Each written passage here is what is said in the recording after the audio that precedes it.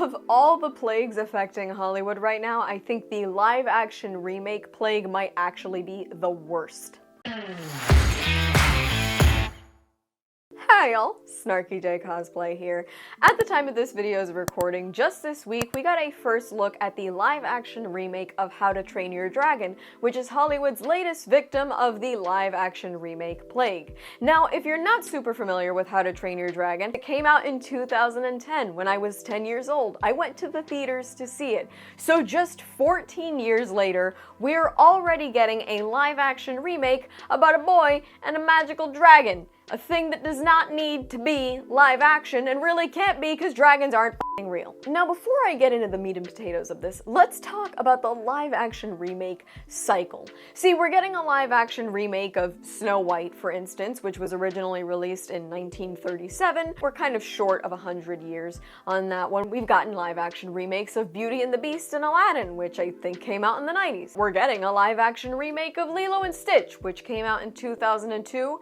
22 years feels like we're getting a little too close, but alright, I can take it. But How to Train Your Dragon, the first How to Train Your Dragon movie, like I said, came out in 2010, then it had a sequel 4 years later in 2014, and then it had another sequel in 2019. So it's only been about 14, 15 years from the original How to Train Your Dragon, and only 5 years since we got the last sequel to it. And if that window doesn't seem small enough, please note that we actually just got set photos from the live-action Moana remake showing Dwayne "The Rock" Johnson playing Maui in one of the most horrifying things I've ever seen. And Moana is only an 8-year-old movie, and it's literally getting a sequel as we speak. It's about to come out like next week. So we're seeing this live-action remake window get smaller and smaller, and we have to ask ourselves why. But first, a word from this video's sponsor. As we get closer to the holidays, lots of folks start making travel plans, be it going overseas to see family or just traveling abroad to explore. This video's sponsor, Saley, provides eSIM plans in over 160 countries and 8 regions to keep you connected while away from home. An eSIM provides a secure internet connection wherever you travel, so you don't have to rely on weak or even non-existent Wi-Fi. Not only does Saley keep you connected, but it also saves you money. With a local eSIM from Saley, you can greatly reduce and even eliminate roaming fees. There's no need to wait in a long airport line to buy a local eSIM, and you definitely don't have to spend your entire trip looking for public Wi-Fi. The Saley app takes care of all of it right from your Android or iOS device. All you have to do is download the app to your smartphone, pick the right plan for you, and follow the instructions on the app to install your eSIM. It'll activate the moment you land, so you won't lose any time. With 24/7 customer support, Saley is there to keep you connected so you can make the most while you travel. Get an exclusive 15% discount on Saley eSIM data plans. Download the Saley app and use code SnarkyJ at checkout.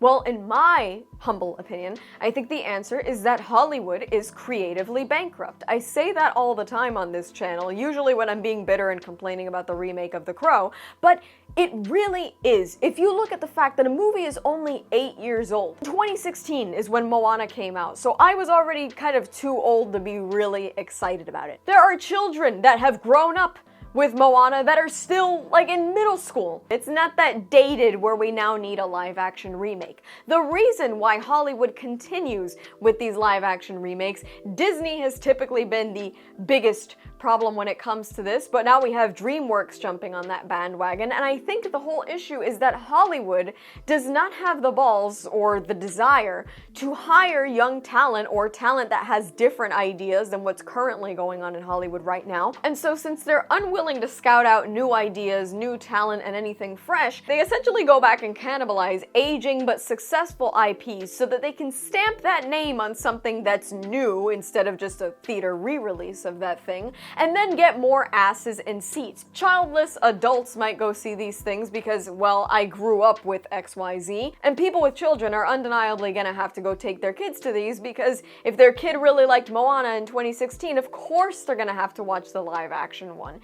Financially and creatively, it's kind of a cheap way to get more money off old IP without having to make any real changes. The thing with live action remakes that I have to ask myself though is, Why are they such a big thing? See, in my opinion, I think animation is a fantastic medium. Animation just allows for more creativity. Yes, we have the means to create a lot of different things with CGI, but once you have to make it grounded in reality and you have to make certain creatures and people and all these things behave the way they would in real life, well, you tend to lose a little bit of that magic and the creativity, and you also end up setting more boundaries for yourself. You can watch any episode of The Simpsons and find Homer choking out Bart hilarious, but once you have to watch a real dad put his hands on his very real son, that doesn't look so funny anymore. Tom and Jerry blowing each other up with dynamite is cute because they're cartoons, but if you had to watch a real cat and bird do this to each other,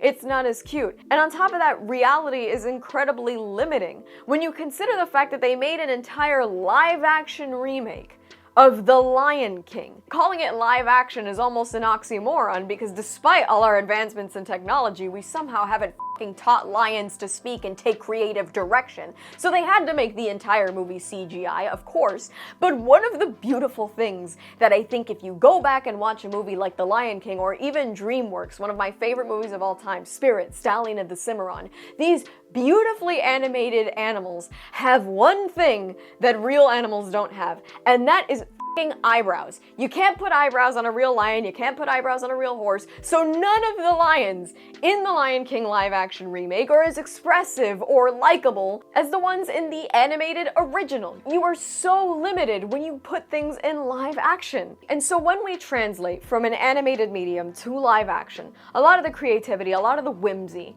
is completely lost. It just doesn't work. And besides the fact that it doesn't work, there's another big issue that kind of affects all remakes, but especially live action remakes. When you sit down in a theater to watch a live action remake, you're essentially challenging them on two things. You're challenging them both to do a fresh take on something that you once liked because you don't want to have paid 40, 50 bucks to go watch the exact same movie in theaters, right?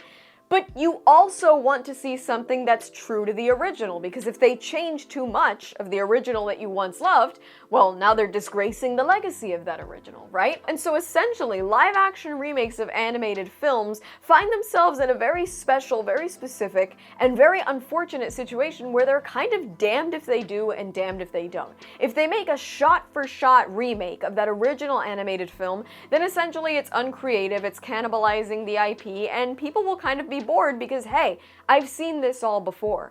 But if they take it too fresh and they change too much and they take too many artistic liberties or they change songs and scripts and that kind of thing, well then you feel that they essentially suckered you in with the name of an old IP, but it really doesn't have anything to do with that IP. So it's kind of a really unique and difficult situation for folks that go out of their way to make live action remakes work, which makes it very difficult to please your audience for live action remakes. And on that note, who is the audience for live action remakes? See, if you look up threads about any live action remake, if you look up any commentary on a live action remake on YouTube, for instance, 99% of the people commenting it are adults with YouTube channels. These people might even have retirement plans. They've got 401ks. Maybe they've got kids in college. Most of these people that talk about these things are not in the childish audience that Disney and all these other animated companies typically sell to. I can acknowledge I'm 24 years old, and I don't think I'm exactly the kind of person that Disney has in mind with their live-action Snow White and Lilo and Stitch remakes. But realistically, a live-action Lilo and Stitch remake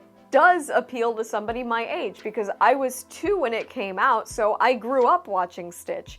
Who else are you trying to reel in than people who know and love the original? And sure, kids are typically the ones who like these stories, but don't kids also, for the most part, relate to animated mediums? Kids like colors and cartoons and exaggerated things, and they like magic and whimsy and creativity.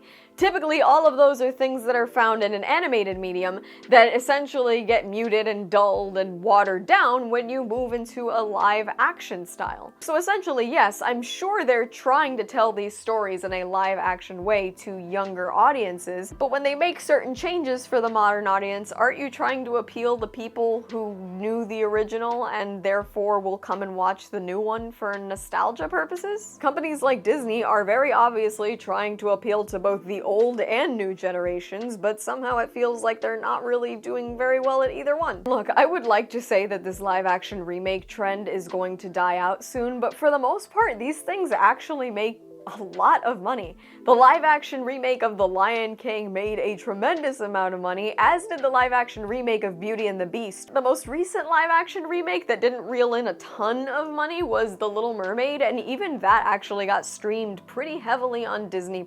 So it's almost kind of proven Hollywood right. They don't have to be creative because they can just capitalize on old IPs and people will come in and they will make money. And so really, if I'm Hollywood, there is no reason for me to stop. Why be creative and scope out new talent when I can just use the things I own and put them back into theaters with a new creative modern audience live action twist? As somebody who watches movies and does commentary, I think it's incredibly uncreative and boring, and I'm tired of seeing these live action remakes. I personally would love to see a renaissance in terms of animation. For me, the early and mid 2000s in terms of Pixar were absolute peak. We got some great Toy Story movies, Monsters Inc., Cars, Ratatouille. Even the mid to late 90s and early 2000s for Disney animation, you got Hercules, you got Mulan, you got Beauty and the Beast. There were so many classics that were all released during that time, and it seems like now all Disney and anybody else has for us is either a live action remake of something that definitely should have stayed animated,